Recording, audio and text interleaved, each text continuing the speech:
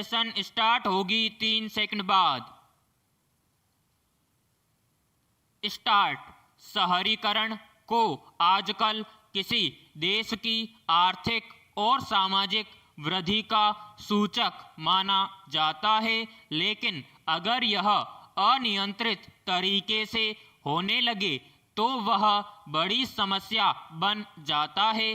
अपने देश में तो शहरीकरण ने अनेक समस्याएं खड़ी कर दी हैं।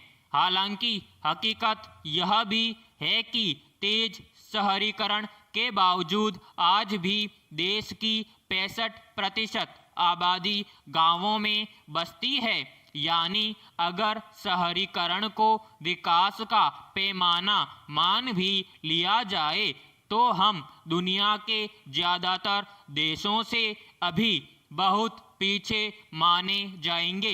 बहरहाल कितने भी पीछे हों, लेकिन जितना और जैसा शहरीकरण हो रहा है उसने गंभीर सोच विचार के लिए हमें मजबूर कर दिया है, खासकर तब जब शहरीकरण की मौजूदा चाहत के चलते अनुमान लगाया गया है कि 2050 तक देश की शहरी आबादी गांवों की आबादी से ज़्यादा हो जाएगी। पैराग्राफ। कुछ दशकों से देश में शहरों का फैलाव जिस तेजी से बढ़ा है उसने कई नई चुनौतियां खड़ी कर दी हैं। इसे 2 कोटियों में बांटा जा सकता है। पहला, शहरों का भौगोलिक रूप से फैलाव, यानी गांवों और जंगलों का शहर के अंदर शामिल किया जाना, और दूसरा, गांव के लोगों का शहरों में आकर बस जाना। अगर शहरों के भौगोलिक फैलाव की बात करें तो इससे पर्यावरण और खेती के लिए एक बड़ा संकट खड़ा हो गया है। जंगल घटते जा रहे हैं, इससे जलवायु परिवर्तन का असर और बढ़ रहा है। खेती की जमीन को आवासीय और उद्योग की श्रेणी में लाए जाने से किसान खुद भी अपनी जमीनें बेच रहे हैं, वे खेती छोड़ रहे हैं।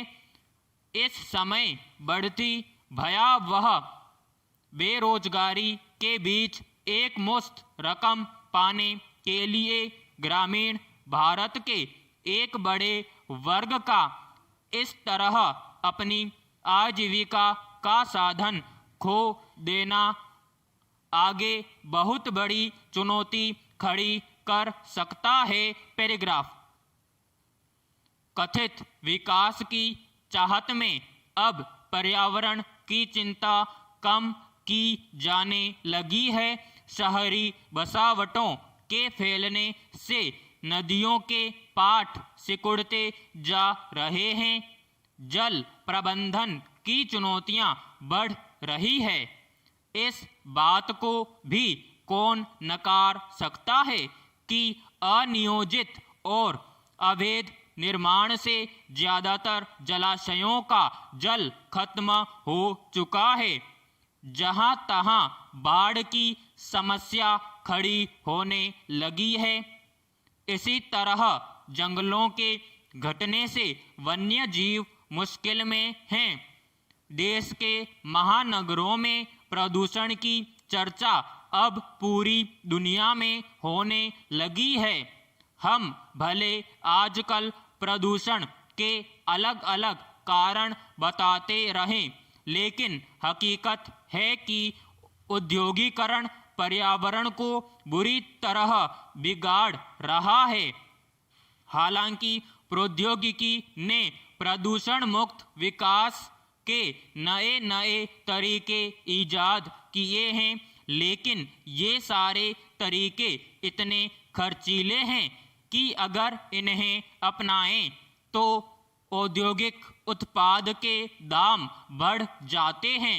जब हम विकास के सुख भोग का खर्चा उठाने के लिए बिल्कुल तैयार न हो तो पर्यावरण के बचाव के उपायों को अपनाना बहुत दूर की बात हो जाती है।